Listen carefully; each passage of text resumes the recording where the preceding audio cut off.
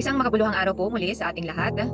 Ipagpatuloy po natin na pag-aralan ang ilan sa mga bersikulo sa Biblia na patungkol po sa galit. Kasi may mga iba na sila po ay nalilito. Kasi ang sabi ng iba, bakit sa Biblia may nabanggit doon na pag sinabihan mo ng you fool o kaya ikaw ay tanga, yung isang tao mananagot ka sa apoy ng impyerno. Pero bakit si Jesus, nung nagalit siya, sabi niya, mga bulag na tanga, mga ahas kayo. Ayan, mga matitinding akusasyon ng Panginoong Hesukristo. Matitinding pananalita ang kanyang nasambit.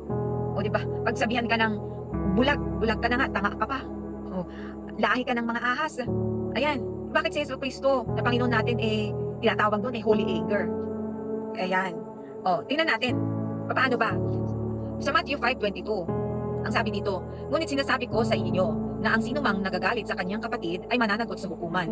Ang sinumang sabihing raka sa kanyang kapatid ay mananagot sa konseho.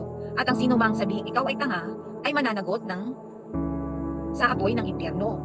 Ayan, ang raka ay ibig sabihin ay tanga. Walang laman ang utak. Ayan. Sa Ingles, itong ikaw ay tanga ay you fool. Ayan. So, sino ba ang mga kausap ng ating Panginoong Hesukristo dito sa Matthew 5:22? Kasi ang karamihan nalilito patungkol dito sa mga bagay na ito. Tingnan natin. Okay, balikan natin yung kung paano ba. Okay. Dito sa Matthew 5:22, ang matinding salita dito ay ikaw ay tanga. Kaya raka. Walang laman ng utak mo. Kung sa ngayon, kung sa ibang translation, sa ngayon ay bobo, no? Ang kinakausap ng Panginoong Hesukristo dito ay ang mga alagad, kapwa mananampalataya sa pribadong tagpuan ng pagtuturo. Ayan. Ito ang kinakausap niya dito, mga alagad niya, mga apostol, mga mananampalataya. Ito, yung konteksto nito, araw-araw na ugnayan, babala laban sa hindi makatarungang galit at mga panlalait na binababa ang halaga ng mga kapatid o kapatid na babae o lalaki man. Ito ay yung pananadya. Yung tinutukoy dito sa konteksto na to ay yung pananadya na sinasadya mong insultuhin yung kapwa mo. Kasi mananampalataya ito yung kapwa mo, alam mo na nga na mali, sinasadya mo para insultuhin, para, anong tawag doon, ibuli. Kasi pwedeng yung iba, ayaw nila sa isang tao. O, pwedeng pagdumaan, sinasabihin na, you fool, ganyan. O kaya pagka, yung mga pinagtitripan, tapos sinasadyang insultuhin yung isang kapwa mananampalataya.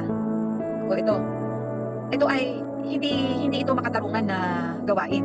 O kaya pag galit ka, na may personal ka. Ito yung pag nagalit yung isang mananampalataya ay so hindi para itama yung mali, kundi para lalong insultuhin yung tao. Ayan, yung wala sa puso niya na mabago siya. Wala sa puso niya na para i-correct siya, kundi para saktan. Yun, para saktan siya. Yung hindi na yun correction. Yung para masaktan yung damdamin niya. Ganun. Okay. Ayan. Layunin ng mga salita, aksyon, pigilan ang kasalanan sa puso at protektahan ang pagkakaisa ng komunidad. Okay. Komunidad ng mga mananampalataya dito. Okay. Kasi ayaw ng Panginoon na nagbabanghayan yung mga alagad, mga kapwa mananampalataya, tapos hindi sila nagtutulungan para ma-correct kung ano man ang dapat na itama. Okay. Ngayon, punta naman tayo dito kay Hesukristo na nagalit siya. Sa Matthew 23, verse 17, tsaka sa 19. Sabi niya, kayo mga bulag na tanga, alin ang mas mahalaga, ang ginto o ang templo na ginagawang banal ang ginto? Kayo mga bulag na tanga, alin ang mas mahalaga, ang handog o ang dambana na ginagawang banal ang handog? Ayan. Diba? Sobrang masakit din to mga bulag na tanga. Okay. Sino mga kausap ng Panginoong Hesukristo dito? Okay, mamaya. Kasi itong magkakasunod, iba na ang kausap ng ating Panginoong Hesukristo. Hindi na yung mga apostol, hindi na yung mga mananampalataya yung kausap niya. Sa Matthew 23:33, kayo mga ahas, kayong lahi ng ahas, paano kayo makakatakas sa hatol ng impyerno? Ayan. Dito naman. Kaya sobrang magalit ng ating Panginoong Hesukristo Huwag niyong sabihin na pag nagalit siya yung malambing. Pero bang nagagalit na malambing ang salita? Na galit na nga sabihin na, uy alam mo, galit ako. Meron bang ganun? Halos lahat naman ng mga nakita ko na nagagalit sumisigaw. Nakapagbitaw ng mabibigat din na salita. Ayan. John 2, verse 13 to 16, temple cleansing. Malapit na ang Pasko ng mga Hudyo at umakyat si Jesus sa Jerusalem. Sa templo, nakita niya ang mga nagtitinda ng baka, tupo at kalapati, pati na rin ang mga nagpapalit ng pera na nakaupo doon. Gumawa siya ng latigo. Imagine, ang Panginoon Jesucristo gumawa ng latigo talaga, di ba? Ang latigo sobrang masakit yun pag natamaan ka. Kaya gumawa siya ng latigo mula sa mga lubid at pinalayas niya silang lahat sa templo. Grabe kasama ang mga baka at tupa, ibinuhos niya ang mga barya. Ayan, ng mga nagpapalit ng pera at binuhos ang kanilang mga mesa. Ayan, ito yung tinaok ng Panginoon Jesucristo, yung mga mesa nila. At sinabi niya sa mga titinda ng kalapati, lipat nyo o alisin nyo ang mga bagay na ito. Okay, sapagkat ang templo ng Diyos ay hindi yung tinatawag niya na den of thieves. Ayan, grabe may latigo pa ang Panginoon Jesucristo. Samantalang tayo, pag may nakita tayong mali, o kaya sa anak natin, ayaw nating paluin, di ba? Kasi ito, masyado tayong maawain, minsan masyado tayong mapagmahal. Ayan. Pero minsan yung mga nagsasabing ganun na, hayaan mo na siya. Kahit ganyan siya, wag mo na siyang i-correct. Pero pag nagalit naman sa mga anak, yung iba sobra naman. Sobra din naman, pero pag yung iba, ibang tao na nakikita niyang ganun, nakakapagsabi siya ng yung baga, sobra naman yan. Okay, tingnan natin kung sino ba ang mga kausap ng Panginoon. Dito sa yung nabasa natin ng Matthew 23, sa 1 to 13, at ang iba pang bersikulo. Ayan, mga matitinding salita at aksyon ni Jesus sa mga pinuno ng relihiyon at paglilinis ng templo. Ang kausap niya, ayan, ang kinakausap ng Panginoon dun sa huli nating nabasa na mula 2 to 3, mga pinuno ng rehiyon, makapangyarihan, mga korap na otoridad sa publiko, mga ngalakal na binabaliwala ang templo. Ito yung mga kausap niya. Ayan, itong mga mabigat salita niya, bulag na tanga, mga ahas, lahi ng ahas, lungga ng mga magnanakaw. Ayan. Sobra, tapos may latigo pa siya. Ayan.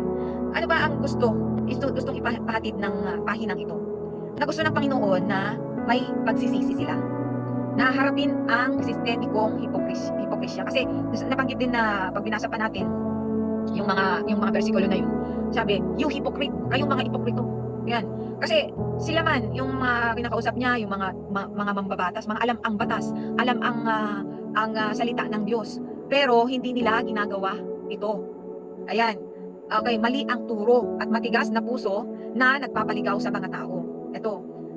At kaya ganun na lamang yung galit ng Panginoon. Yan. Kaya sabi niya, kayong mga bulag na tanga. Ito pwedeng itong sa mga, di ba, yung mga matataas ang pinag-aralan. Pero kung umasta naman, kung mga gawain naman, mga korap, mga gawain naman, parang wala silang alam para ituwid ang kung ano ang mali, yun mga bulag na tanga. Mga may pinag-aralan, pero wala namang mga laman ang utak. Ayan. Harapin ang sistematikong hipokrisya, maling turo at matigas na puso na nagpapaligaw sa mga tao. Ayan ko, kaya parang niloloko lang nila yung mga tao. Kaya gusto ng Panginoon, i-emphasize niya, huwag kayo, magsisi kayo. Kung hindi kayo makakatakas sa apoy ng impyerno. Ayan. Templo, doon naman sa templo, labanan ang pang-aabuso sa banal na lugar at bananang pagsasamantala sa kapwa, sa mga mahihina. Ayan. Yan. Mga inaabuso yung alam naman ang salita ng Diyos pero inaabuso yung mga mahihina. Ayan.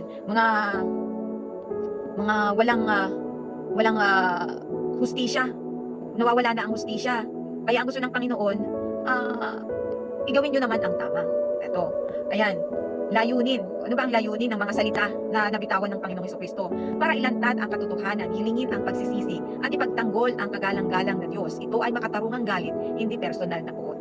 Ayan, makatarungang itong galit. Ito naman kasi, dun sa Matthew 5:22, yung sinasabi niya na you fool, na ang kausap ng Panginoon ay mga mananampalataya, mga apostol, mga disipulo niya, ay pag nagalit, yung gustong iwasan ng Panginoon na mangyari, ang personal na puot, yung personal na napupuot ka sa kapwa mo, yung kaya pag nagalit ka dahil may personal kang galit sa kanya, nasasabi mo na yung bagay na ito, ikaw ay tanga, na hindi talaga siya para i-correct.